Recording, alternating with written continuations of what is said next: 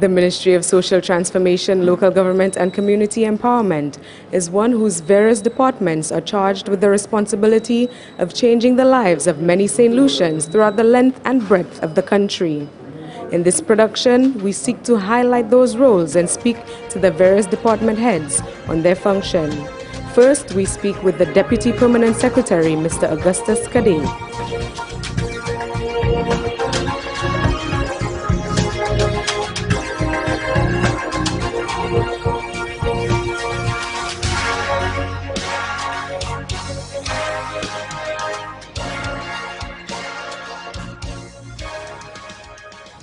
Well, I assist basically in ensuring that the mandate of the ministry is pursued relentlessly. I ensure that the various parts of the ministry, this is a pretty large ministry, work in tandem to ensure that the desired outcome is achieved. Assist in setting timelines, setting goals and subtasks, and ensuring that the morale of the staff of this organization is high at all times. I think very often when we hear social transformation, many of us are not sure what this really denotes or what it entails.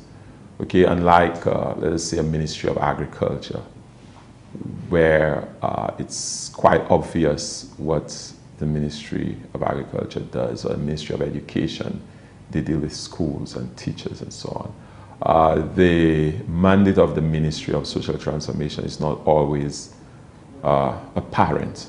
Okay, it's a bit more nebulous. Social transformation, exactly what is this? What does it entail?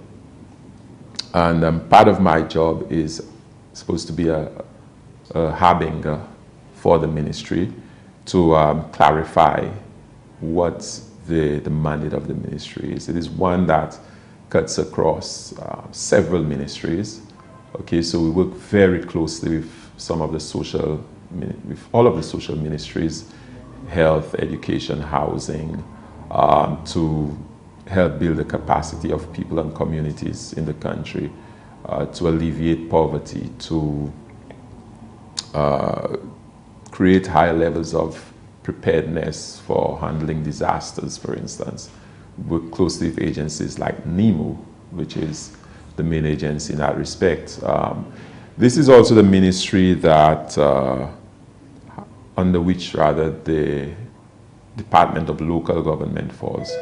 So we are responsible for all of the constituency councils throughout the length and breadth of St. Lucia. Okay, we have under our ministry as well a number of agencies such as Bell Fund, which affords micro loans to unemployed young persons seeking to employ themselves. We have the St. Lucia Social Development Fund that is involved in quite a few social safety net programs.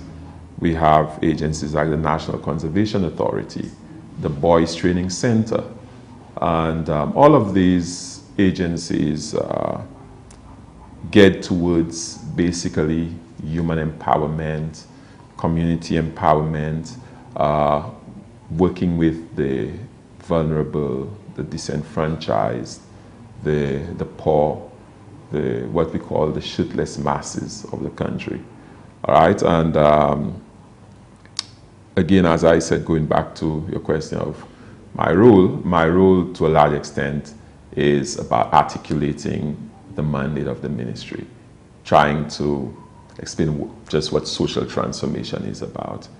For instance, as you would be aware, right now we are working feverishly to try to bring about some reform in the provision of social protection in St. Lucia, and more immediately in the provision of social safety nets. Okay, there are issues that we have struggled with perennially, such as the duplication of our efforts and the wastage that comes with it. Improvements that are required in terms of how we target the poor and vulnerable for assistance. Issues like how do we ensure that in providing assistance to the poor and the needy, we do not cause them to get further trapped in poverty by cultivating in them a kind of dependency on government. So how do we provide assistance in a way that would truly empower people, okay, and rather than giving them a handout, to give them a hand up, okay? So these are issues that we are grappling with at the ministry, and we are hoping that we can see the kind of impact that we all would like to see so desperately. I mean, you look around today and you realize that some of the most pressing issues confronting us today, an example which stares us in the face is the crime menace, are actually social issues. They are the most current issues of the day. They are the ones that are really confronting us today. You know, the crime menace is one that, you know, is multifaceted. It has deep social roots, psychosocial roots, and so if we consider the primacy of all of the social problems today, we would realize the importance of the mandate of the Ministry of Social Transformation. The Department of Local Government has moved around a bit, and in fact, there was a study done some time ago, a few years ago, an operations efficiency review of the Ministry of Social Transformation, which was done by King and Cobb. Okay, and I think one of the recommendations coming out of that assessment or study was that the Department of Local Government should reside within the Ministry of Social Transformation. Okay, and this is not something that is too difficult to justify. Okay, I think local government is about bringing governance closer to the people, okay, rather than centralizing it or positing it within a central agency or bureaucracy. And so local government allows for persons, the citizenry, to have a more direct involvement in the governance of the country. Okay, very often when we talk about local government, we're thinking about the entity, okay, the local government authority. Perhaps we should be speaking more fundamentally about local governance as opposed to local government. Okay, and this is precisely part of the mandate of the Ministry of Social Transformation. When we talk about community empowerment, we're talking about, among other things, how do we get communities to take greater charge in the governance of their affairs, okay? And we think that local government, for that reason, rightfully belongs within the Ministry of Social Transformation, because its mandate is compatible to the mandate of the Ministry of Social Transformation. We will now speak with the Director of Local Government, Mr. Lucian Isidore, on the role of his department within the Ministry of Social Transformation, Local Government and Community Empowerment.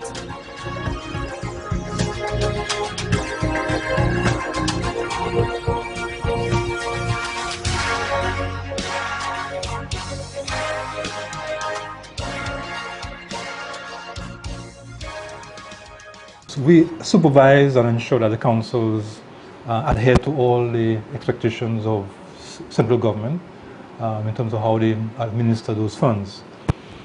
But it's never enough, because the matter is, for example, the 2013-14 budget allocation for councils, recurrent allocation is about $16 million for the 14 councils. Right?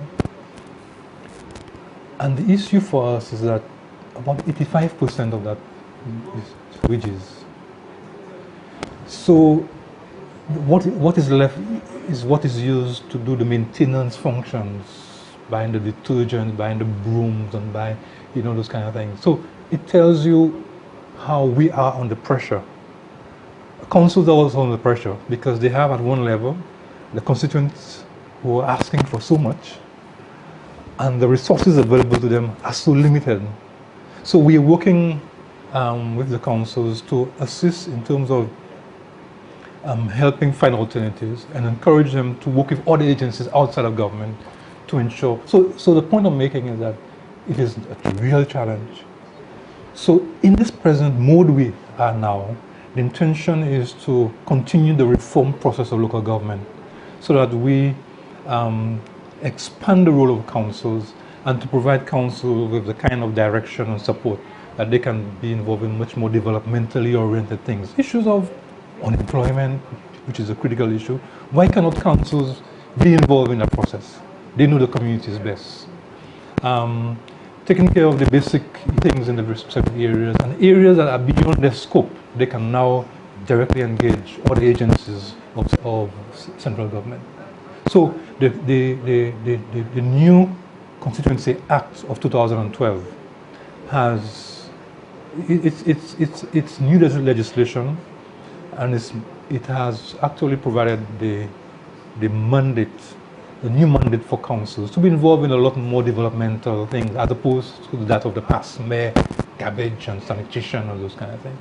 In our next interview, we speak with Mrs. Velda Joseph, who is the Deputy Director of the Department of Social Transformation, on the role of her department and how it fulfills its mandate.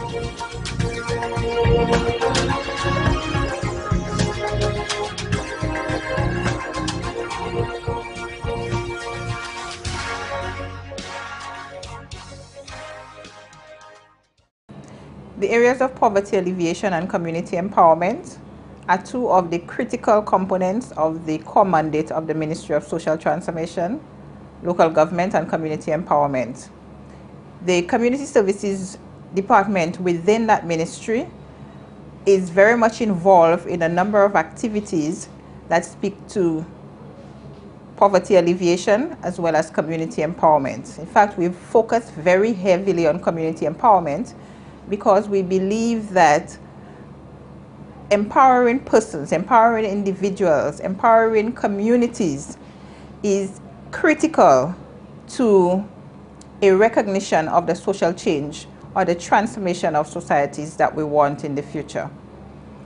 The unit, therefore, is engaged in a number of activities, wide-ranging activities that are all geared towards community development.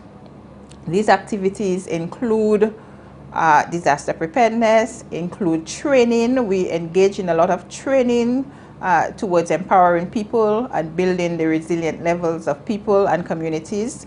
We also engage in support for community-based organizations. We engage in providing support to individuals and groups in the establishment of micro-enterprises. We assist groups in preparing proposals for various initiatives within communities, and we engage in a wide range of activities generally that speak to or that would contribute towards community development. How do we do that? We have a number of extension officers referred to as social transformation officers. These officers are based within regions. We have one officer per region, and these officers engage individuals, they engage groups, they engage the community at large, they work through children, they work through adult groups, and they engage all of these target audiences in managing various community-based initiatives that would lead to enhancing the resilience levels of communities. There are a number of initiatives that I want to highlight that the Community Services Unit is currently engaged in. We have the Community After School Program, which is an initiative that started back in 1999 with 3 main areas: Monrepo, Fuasho, and Lamaze. Today we have 15 centers. We have almost 700 children in that program, and we have a long waiting list of other communities that are interested in hosting community after school programs.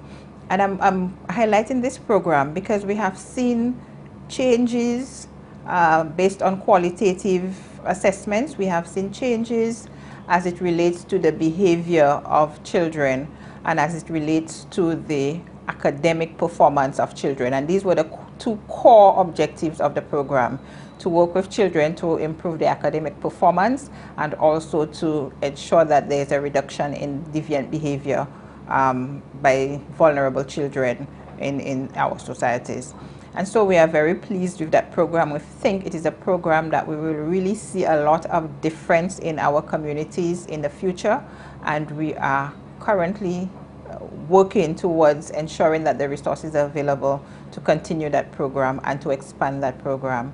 The other program that we are currently working on to revitalize and to re-engage the public in voluntarism and giving back to the communities and the society that have nurtured them is what we term Community Service Week.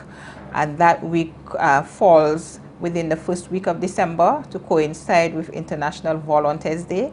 And on that day, we're encouraging, or during that week, we're encouraging a lot of discussion, a lot of engagement in practical activities on a voluntary basis. The Social Welfare Unit is another department of the Ministry of Social Transformation, Local Government and Community Empowerment. Many persons know that unit as public welfare or just the welfare unit. That unit is really concerned and really focuses on the welfare of vulnerable persons within our society. And that is the unit that is responsible for a number of the social safety net initiatives that the government has made available for the public.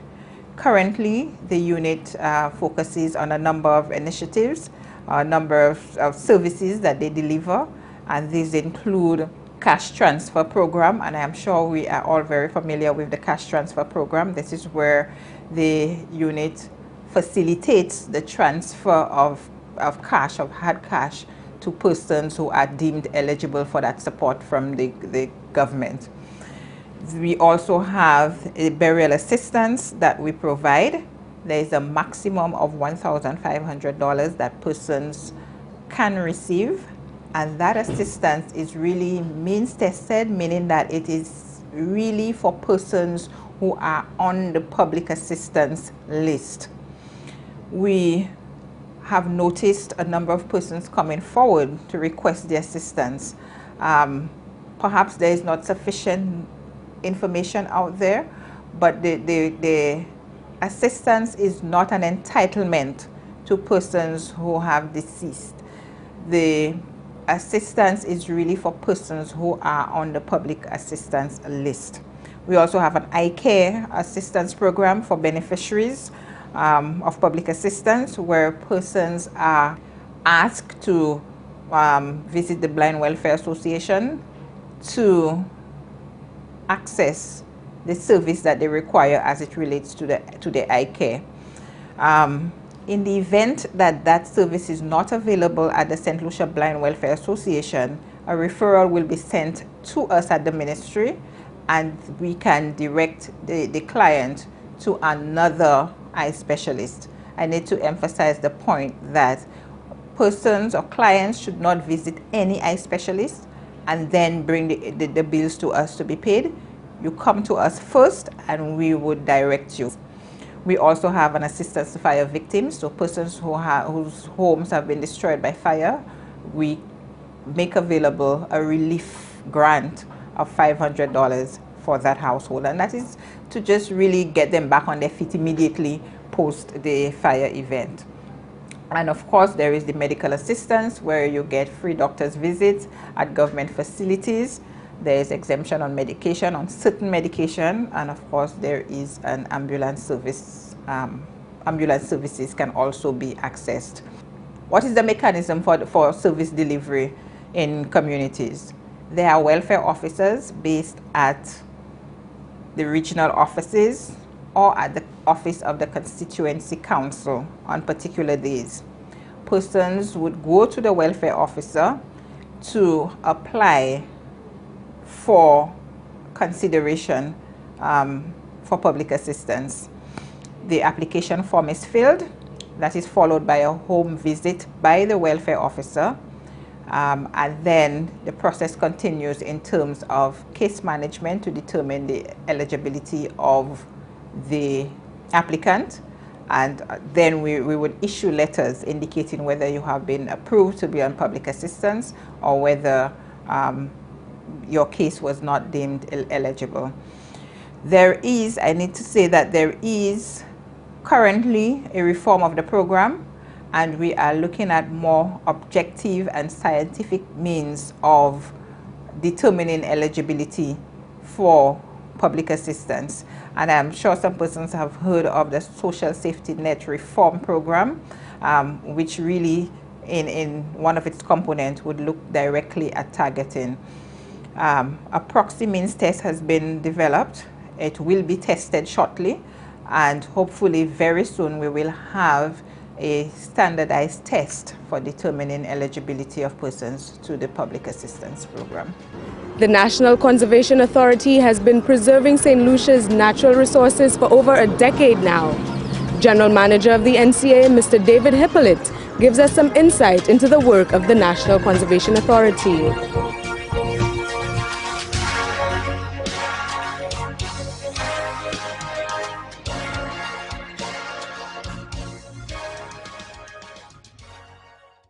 The NCA, came into being in 1999 by an act of Parliament. And in that act, we actually have our guidelines, our mandate, and the conservation role we play really is with like site management, beach maintenance, nearshore management, and a couple of other areas. But the main area that we really involved with is beach maintenance or beach management and site maintenance. We actually have, overall we have 93 employees and we have 10 contractors. So you're looking at 103 persons. All these persons are, in some cases, assigned to different areas. Some people are assigned to the different beaches, like VG. We have at Kazamba, we have at in Ancillary, we have in Canaries, we have in Soufrière, we have in the south, that is Beaufort, we have at Laborie, we have in Piaille. So we actually have them covering beaches in that area. As I said, our main function is beach maintenance. So what they do basically is to ensure that the environment is kept clean. We ensure that both marine and land waste is cleared from the general area. That in itself helps as far as the health of persons are concerned, and it helps with the sea creatures as well, because one of the things we learned at training we did recently with the fisheries department and management of turtles, that's adult turtles, their nests and nestlings. One of the things we learned is that even the synthetic material like plastics, like plastic bags and so on, the clear ones, the turtles actually feed on jellyfish, and they could mistake the clear bags for jellyfish. And if they try to ingest that, it could cause them to choke or stifle. So, you know, these are some of the things that we do. So we play a very important role, both for us humans and for the sea creatures. So those are some of the areas. Some of the other areas we do are in site management, like we do, if you know, I know the Mon Lay. This is an area where we manage. We actually manage the Pigeon Island facility. I think you went there today. Yes. And we have other areas, like there's an area at Marchand that we manage, one at Mont Fortune, and currently we're trying to identify a few other areas that we may be able to assist in, as far as maintaining those areas are concerned. We're actually looking to expand, so we're about undertaking a project at Moula Chic, similar to what you see at Mont Lay, and one at Colombette in Soufrière. We're also looking at having beach facilities at Kazamba, and there is one that is just about starting at VG, just close to the airport, where you see those vendors in that general area. So by and large, because we maintain those areas, it really becomes our responsibility.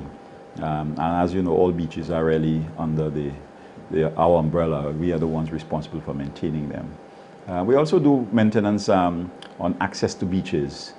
So an area, for instance, going into the ramp, there's normally some bush you see on the side and all that kind of thing. We have to do clearing of all those areas. There are areas where access, it's just a pathway, and it could become very congested as far as bush is concerned, just growing, and so we had to ensure that that is kept okay, because you know some of these things could be become a haven for criminals, and they could attack people if we allow that to get out of hand. So the role is really very, very important, and I must say we have a good team of workers, especially those posted on the beaches and so on. Well, Pigeon Island, that project started actually a couple of years ago, and we continued the project from May of this year, and the first phase is complete. The first phase really, we built a security booth. We built two huts that for food and drink, and we have 4 of them for gift vending. We also have one that is for the sea tours. So we have people that are involved in jet skis, jet ski rentals. They're involved in actual skiing and boat tours and so on. So we have a booth for that as well. The second phase of the project would be a children's playground, and that we have started. Actually, we're currently in discussions with a company out of Martinique, and that company is looking to partner with us. If we agree, if our board agrees to the partnership, what we would be looking at is a Disney-style park for children. And it would be a little more than we actually intended to do, but it definitely will lend a lot to the whole environment, and it would be a really perfect area for children to recreate. I mean, you're talking about, instead of just having slides and that kind of thing, we would now be talking about trains, so going around a train track, having this thing where you have like the rubber duckies, like boats and stuff like that, and they bounce off one another, that kind of thing. So it will be sort of like something patterned after Disney, and so we would really welcome that, as I said, as long as the board agrees. The other thing we have to do in the area is landscaping, some more tree planting. In fact, we want to plant along the seafront because there's some areas that are already been undermined by the sea, you know, and we want to ensure that we arrest that problem. So we are looking to plant sea grape trees and almond trees and so on. And we prefer to plant those trees along the beach because they bear fruit. It means that people can actually eat them whilst you know, whilst they swim and bathe and relax and so on. So we do have a lot of plans for the area. You may see us trimming a couple trees as well, but that's nothing to worry about because they're growing quite tall. As a matter of fact, recently we had an incident where 2 branches broke off from the same tree in a matter of days. So we actually had to trim them. But when you trim the crown of trees, you actually have them spread out. In a beach environment like we have, a recreation area, you actually need a lot of shade. So we would want the trees to spread out. If you cut the branches, they grow tall. But once you cut the crown, it spreads. So these are the things that we're looking at. We're looking to plant flamboyant trees and some other nice trees. So at the end of the day, it will really look like a nice park that people will be drawn to as far as recreating is concerned. Another feature that the area has is you may have seen these 3 open sort of buildings. We call them public open areas.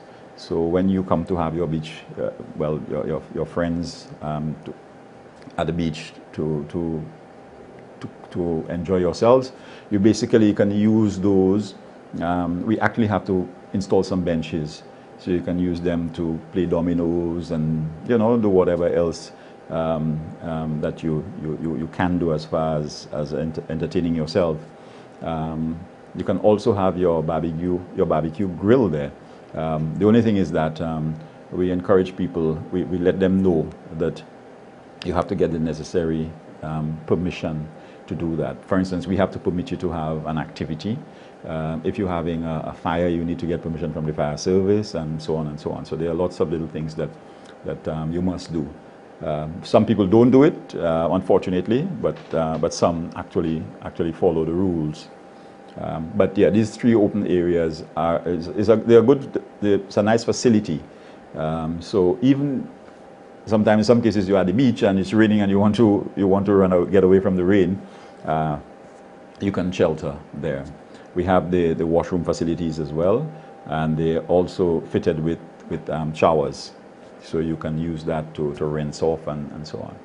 So basically, when we're through, I can assure you it will be a really, really nice place, and it will be just a joy to go there. We charge, it depends on what kind of activity you're having. And in some cases, depends on what it is held for. If it's a worthy cause, we sometimes don't charge people, you know. But yes, in some cases, we actually have a deposit paid.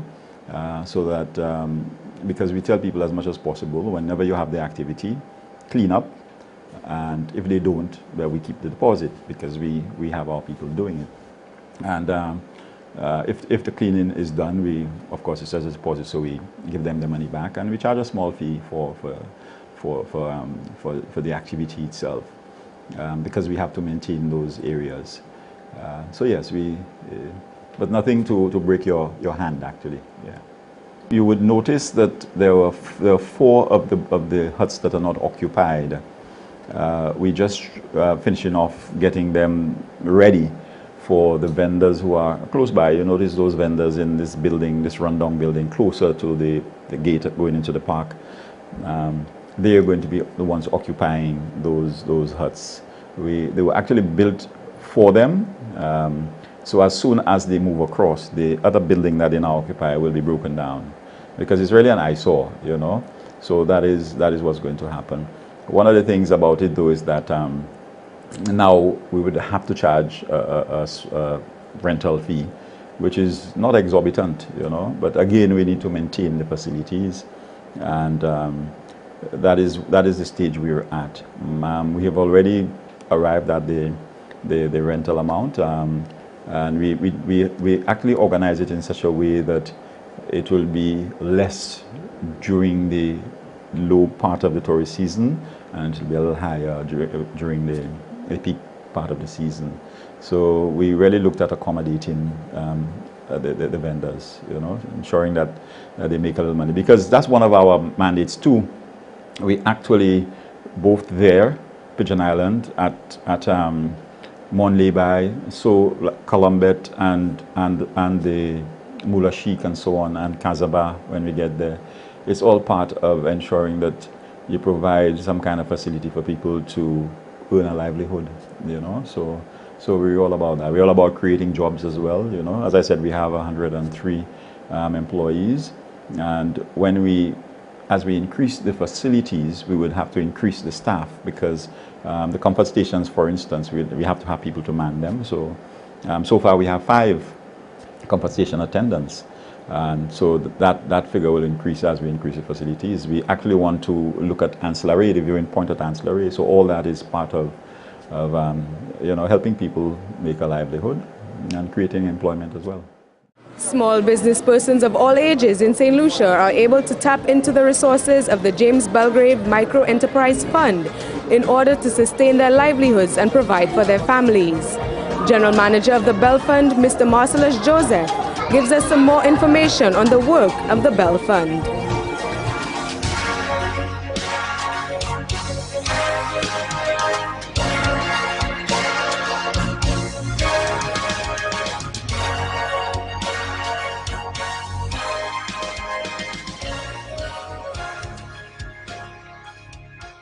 Bell Fund, as we normally call it, which is the short for the James Belgrave Micro Enterprise Development Fund, has as its mandate the empowerment of the poor, deprived, unemployed St. Lucian micro-entrepreneur.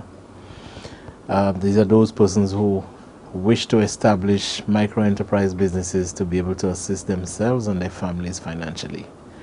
And we do so through the provision of low-cost loans, business training, business support, and other support services that we provide to attempt to ensure that those businesses become sustainable and is able to provide those persons with a means of support for themselves. The Bell Fund has been around for the last 13 years, and we have provided support to just around 800 persons so far. We hoped it could have been a lot more, but you know, well, first and foremost, our St. Lucians are not necessarily entrepreneurially cultured, and you know, there are other challenges that we face in trying to get people to move from probably depending on government or other family members for support and doing something for themselves. But so far we can say that a good number of persons whom we have assisted are still in business today.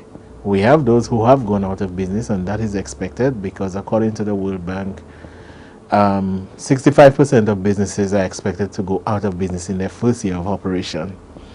The Bell Fund, however, can boast that 65% of our businesses go past 1 year. In fact, some of them reach as far as 3 years. But normally when they get there, that's where they become complacent, and then we start experiencing problems with them. But that is what the mandate of the Bell Fund is, and that is what we have been doing over the last 13 years. And trust me, there are a lot of people like that. I have even gotten letters from people or even phone calls who suggest that Bell Fund is too good to be true, and that we are there to help the people who have already. But like the other 800 or close to 800 people before them, I would like to say to them that if you have a business idea, the better thing to do is to come to the Bell Fund and have a discussion, because information does not hurt. And after having that discussion, you will see whether there is a possibility that we can take your business idea to the next level. Too many times we sit on the sidelines and make excuses that we don't have help or there isn't any support out there, but I want to let St. Lucians know that the Bell Fund is there, and we can provide the support they would need as long as it is a business that can be viable, because if the business is not viable, then we cannot support it. And by viable, we mean that that business can make money to take care of the business itself and then to take care of the owner of the business. Executive Director Joachim Henry shares some more information on the work of the SSDF.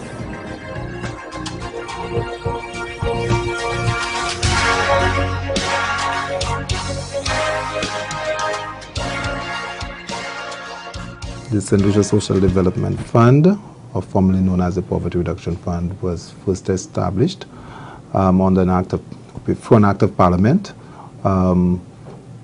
with the emphasis being on poverty reduction, a demand-driven approach in poor communities or marginalized communities, with the emphasis being on community participation, a participatory process that would help alleviate or respond to vulnerabilities. That being the mandate, poverty alleviation, reducing vulnerability, we embark on a number of programs to facilitate that, to cause us to achieve this. We currently are operating 4 programs: the Kudme Setlisi program, the Short-Term Employment Program, STEP, the BNTF program, which is heavily infrastructure, but with some capacity building, as well as the HOPE, Holistic Opportunities for Personal Empowerment.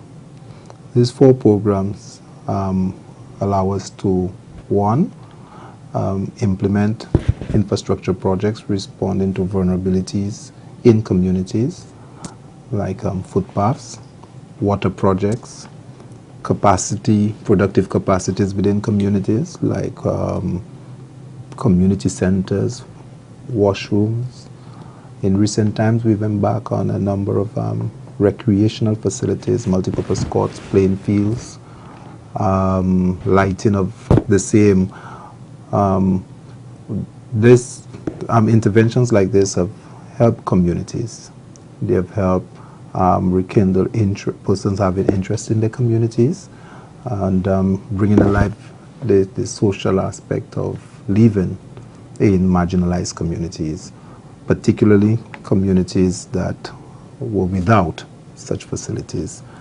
The issue of access is a very critical infrastructure, social infrastructure. How do you access your community? How do you get to your home? Can emergency vehicles access your community? And having fire hydrants, if in case there's a fire. These initiatives may seem quite basic, but they are very deep in terms of how they contribute to persons feeling good and well about the community. So for a lot of us who probably are used to drive into our homes, communities where persons travel through footpaths, and in some instances they are dirt footpaths, so when it rains, these usually turn into drains, and they cannot walk comfortably with shoes on to get to the roadside and have to carry 2 pairs of shoes and a jerrycan of water. When we impact those communities with a basic footpath, it changes the attitude of even young students who will feel better about inviting a friend to their home, because they could now they feel good about inviting somebody to their home, and how the person access their home. If they were not watered before, and now there's water in all of those communities. We achieve our mandate by doing these, but it's important that we have these interventions to be sustainable. So the issue of maintenance and taking ownership to protect them, because if these assets are not maintained by the communities, we know that the communities would have them today and then they disappear tomorrow, or there's water in the they have pipes but no water. So through those programs, providing training to those individuals as to how they appreciate the water supply, how they respond to deforestation, how they understand how we contribute to reducing or making ourselves more vulnerable by how we waste water. We do that for this program so the community could contribute to sustaining, in general, our water source, our the using the water wisely and water view. We also use the opportunity to provide training in livelihood. So when we get to those communities, we are there with them and we are discussing a footpath, and we have in our community meetings on evening. We would, through in discussions with them, find out what are the areas that they're interested in to receive training in, and with our sister agencies like the National Skills Development Center, we would work with them and provide training. So in the past we've done a lot of training in cake decorating, you know, floral arrangement, persons using other skills like hairdressing, by persons in the community through those interventions, so that we could help, you know, improve livelihoods. We would help, we would have them to participate in the economic aspect of our society if they were not, or give them that opportunity. So the St. Lucia Social Development Fund in trying to achieve its mandate is doing it in that manner. We, in the process, we would use, for participation, different modes of contracting. We've developed modes of contracting we call community contracting, where if there's an established group within the community, whether it's a sports club, and they are skillful, they may have on the membership an accountant, we would have a joint account with them. We would identify the project, they would do the procurement, and they would implement the project for the community, but we would be a co-signature to that account. I think, and in my experience, I find that the community contract breeds stronger community participation and ownership of the project, as against a co-implementation, which is better, where we buy the materials, for instance, and ask the community to take responsibility for the labor, but we would make the monies available, they would prepare the wages, and we would get the monies to them so that they pay. The persons in the community will work on the project. That's co-implementation. The traditional approach of using the private contracting methods, also a process that we use, especially in very large, complex projects under the BNTF, where we need to subscribe to the BNTF procurement rules, but where we have funds and from donors that would allow us to use those other modalities of implementing projects, we do so, and it works well. So we have communities like Dakite in Choiseul that actually build their own community center through a community contract. The SAB playing field, another example of a community contract where the Castries Football Council participated in leading and directing, and wherever there is capacity within communities that they could do it for themselves, we prefer working with them and do grant transfer once it's allowed by the donor agencies. We have approximately 2,000 persons working every stint of STEP. This year we'll have, last year we had about 5 times, this year about 4 times. In the year, about 2,500 persons thereabout would be working. They would be earning in the week about $350.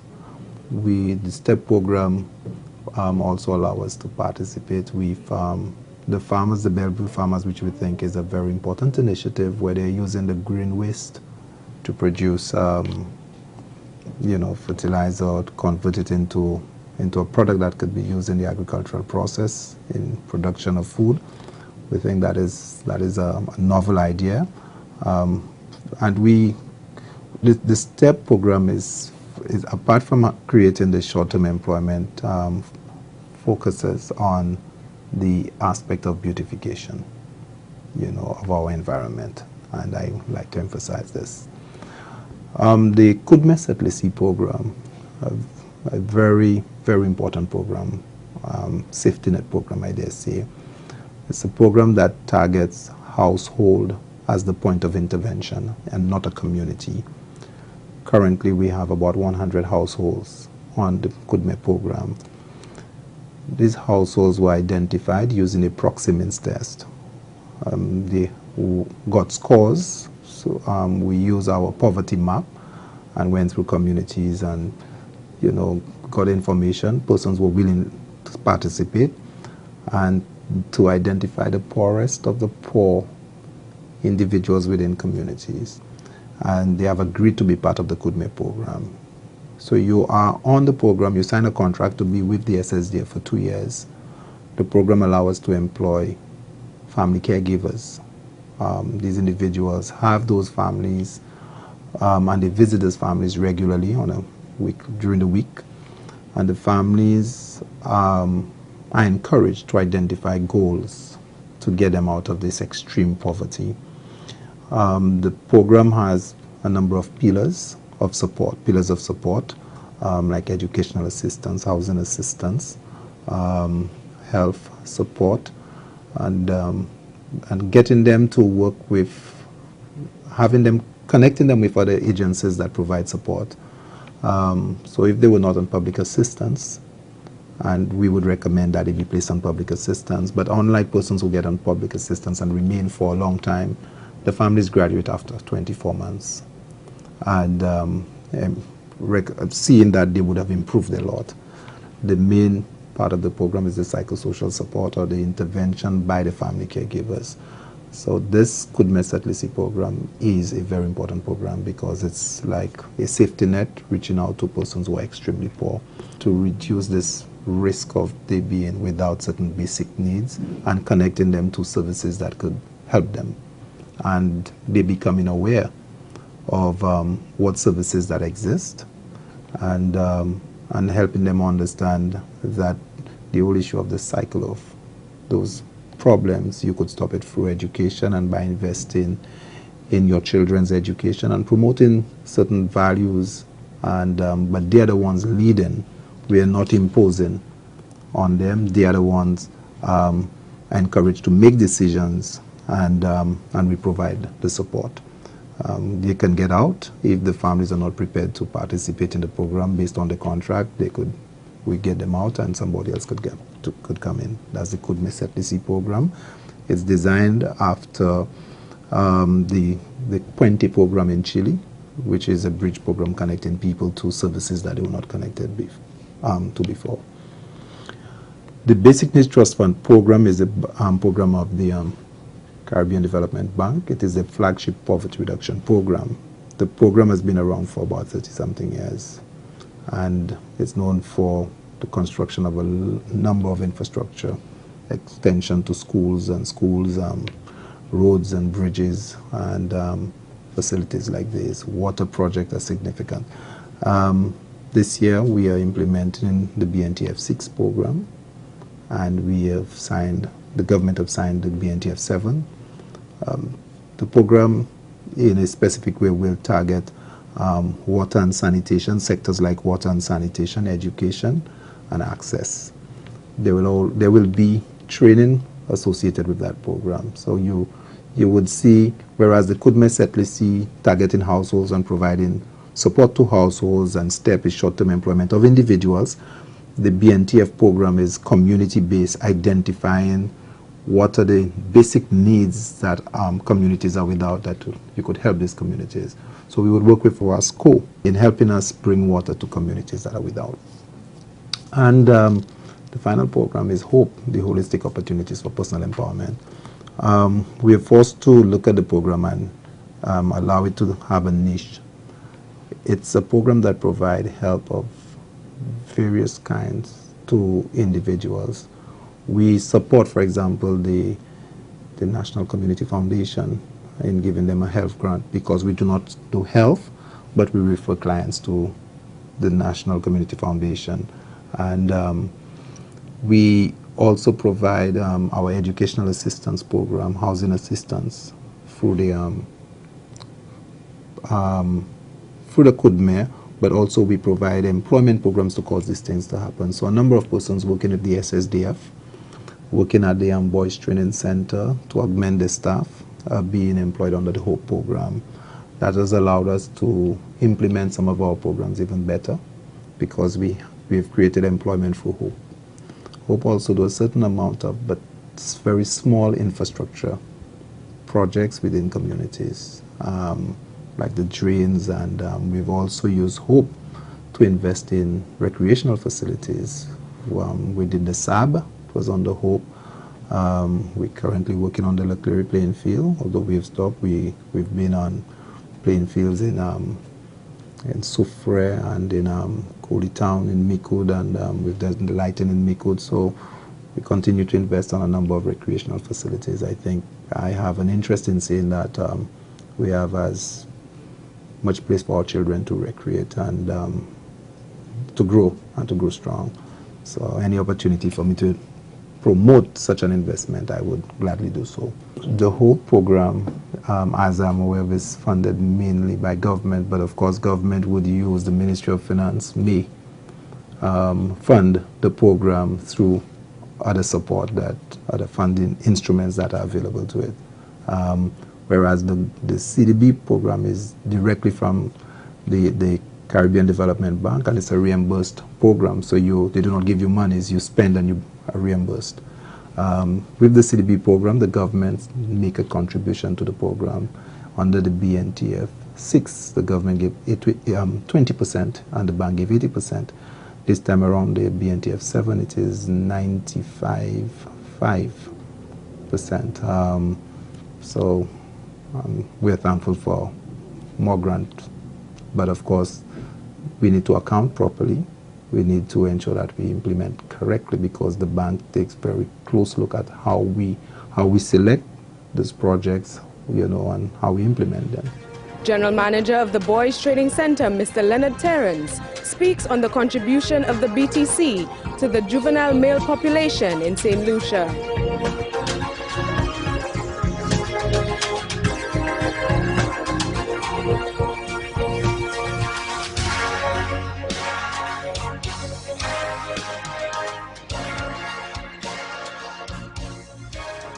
Our mandate is basically to provide to provide a level of service that would foster rehabilitation, and that's broad.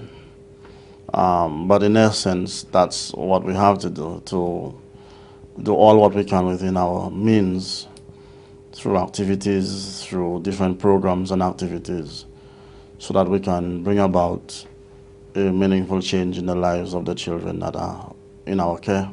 Well, the age range is from 10 to 16. However, there are occasions when we have boys who are over the age of 16.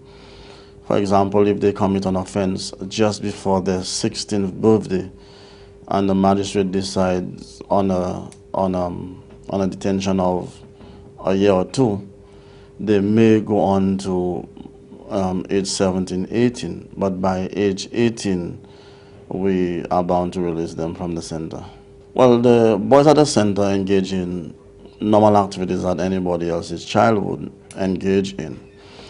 And what we do at the moment is to engage them in skills programs, as well as some core subject area activities. For example, we do agriculture, auto mechanic, welding, and woodwork. We also engage them in classroom activities where they concentrate on mathematics, social studies, science, and English. At the moment, we are trying, through with the ministry and with the CXC Second Chance program, to formalize our program whereby the boys can get some recognized certificate when they leave the Boys Training Center. So in the next few weeks, or let us say in the next few months, I will be better guided by that we will be offering the Caribbean Vocational Qualifications program, and also the CCSLC certificate. And you are talking about structured program that they have instead of what we have currently, which, while we may engage them in an area, it is not as structured as what I just mentioned there. So with the CVQ and the CCSLC, we would be boasting in the next few weeks of having a formalized program at the center. Our aim is not to judge the children when they come, not to try the cases, and even not to dwell on the specific issues that they come in, because we are now realizing that a child may come to the center with one issue, and then it may turn out to be that they have 6 or 7 other issues that were not even probably mentioned in the court. And sometimes these are the more pertinent ones that we have to deal with, instead of him coming to the center because he was fighting or because he stole something. So our aim is to basically see that if that child is sent to the center for a specific reason, and we have identified other areas where he needs some assistance with, and that child is able to respond to the treatment programs that are in place or designed specifically for him, I believe all of us will be happy for that. Sometimes, of course, or most times, things don't go according to plan, but it's something that we have to continue to work on. Now, upon leaving the center, I would very much like to see that the boy's time was not wasted and that the center was not used as a warehouse or as a dumping ground for persons who are tired of their children, or for children that probably teachers are tired of at the school. I would like to see that any boy now, even before they reach the center, they would know that if you are going to be placed at the center, there are specific things that you're going to do, and that when you leave here, you're going to improve in every facet of your life. Maybe you're talking about things like your behavior. There has to be a change in your behavior from not bad to worse, but from bad to something that is positive. We are looking at improving your literacy level as well as your numeracy level, and actually building self-esteem and having a very confident child walk out of the center with a skill that he can utilize on when the need arises. We would like to see that whole development of the child, and not just a child who comes and we only see what is written on his committal form.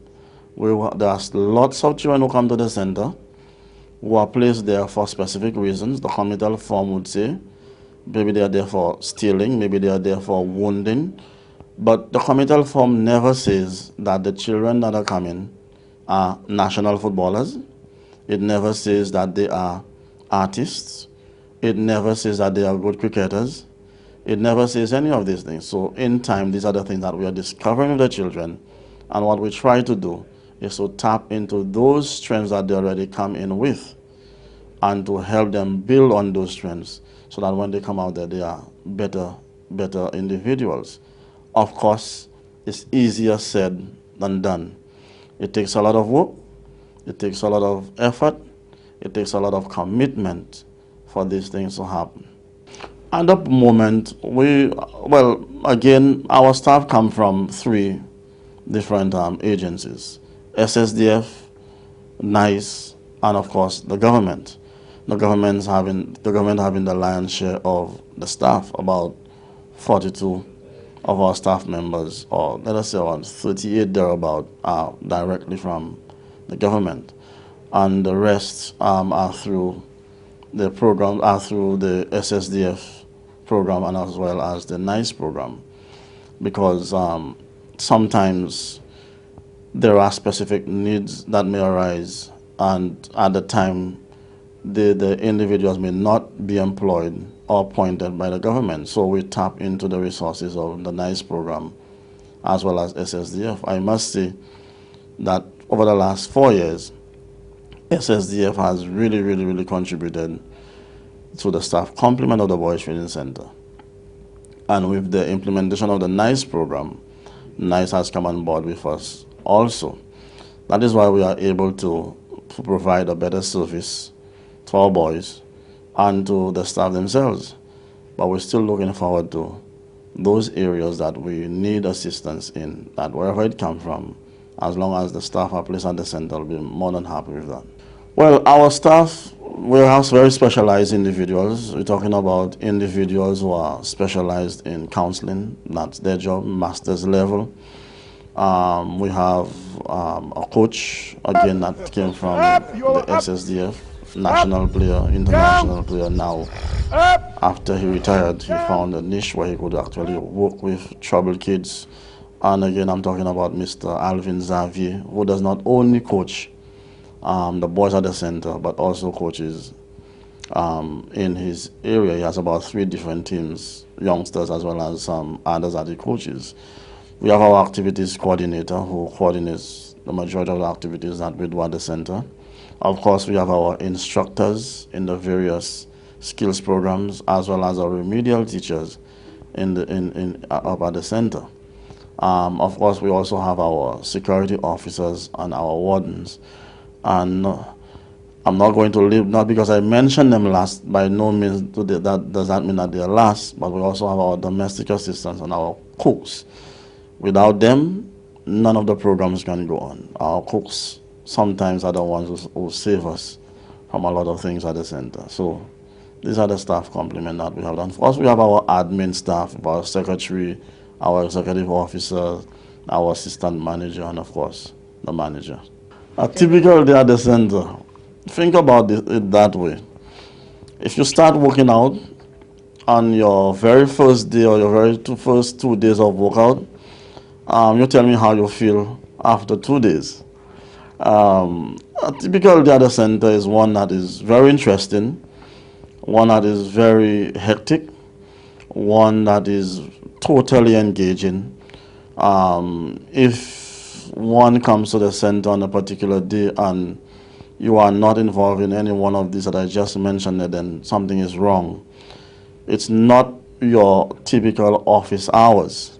It's not your typical other activities, because you constantly have to be on the alert. You constantly have to be engaged in one activity or the other. And therefore, it is very, very, how I would say, very upbeat working day. Not just for us, but for the boys also, that we have to continuously keep an eye on. And you're talking about not just the morning to the afternoon, you're talking about way through the night. So a typical work day there is very, very, one that is very active. You have a very active day once you're working at the Boys Training Center. When the boys leave the center, they do not walk with a tag attached to their back and say, I was at the center, or I used to be at the center. There are quite a few boys, a number of persons in St. Lucia right now who at some point in their life was at the Boys Training Center. A lot of them. And you wouldn't know. You wouldn't know because they wouldn't talk about it and they wouldn't carry that label with them. So there are quite a few. I have met some who are accountants. I have met police officers. I have met tradesmen.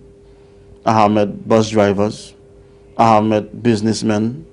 So I met quite a few of them who are once at the Boys Training Center. Now, having said that, there are too many that we sometimes meet them, but not in mainstream society. Sometimes meet them in other places that I would not like to meet them. So many times when I walk down to Bordel, I hear somebody calling me sir, thinking that it was their students back in the days when I used to teach. But actually, they are students, they are boys who were once at the center. There are too many of them that getting themselves involved in criminal activities. Too many of them who find themselves on the other side of life. And that in itself, whenever they are pinpointed or whenever they are identified, it makes it seem as if all the boys who come to the center are involved in some criminal activity. Recently, I was in a presentation for a particular school, and one of the questions a person asked me was whether Boys Training Center is like the incubator or the holding area for persons entering Borderley. Now, a lot of people think this is so. A lot of people have that perception that we are just holding them at the Boys Training Center, and waiting to be transported to Bordelais. In my lifetime, in my 4 years at the Boys Training Center, I have seen only 2 boys being transferred from the Boys Training Center to Bordelais for specific reasons. I'm talking about for very serious offenses. You don't see boys leaving the center and being transported to Bordelais, or Bordelais sending its bus to pick them up. You know, most of them leave. Unfortunately, there are too many of them that we sometimes do everything for, like in terms of returning them to school. And the moment they walk out of the center, they forget about school. But having said that, there are quite a number of persons that you wouldn't know who were once at the Boys Training Center. One of my very, very, very good friends was a ward at the Boys Training Center. Now he's a big-time restaurant manager. So there are success stories out there. I just wish at some point in time they would come out and they would give their story about the times at the Boys Training Center. Because like I've always told individuals, there's a story that is yet untold at the Boys Training Center, and I believe at some point in time that story needs to be told. We have come to the end of our program, highlighting the operations of the Ministry of Social Transformation, Local Government and Community Empowerment. We hope you have gained some more information on the operations of the ministry in the grand scheme of the operations of the government of St. Lucia. This has been a production of the Communications Unit of the Ministry of Social Transformation, Local Government and Community Empowerment. On behalf of technician Chevroy Marius, I am your host, Adara King, saying thanks for watching and stay tuned for more productions from our ministry.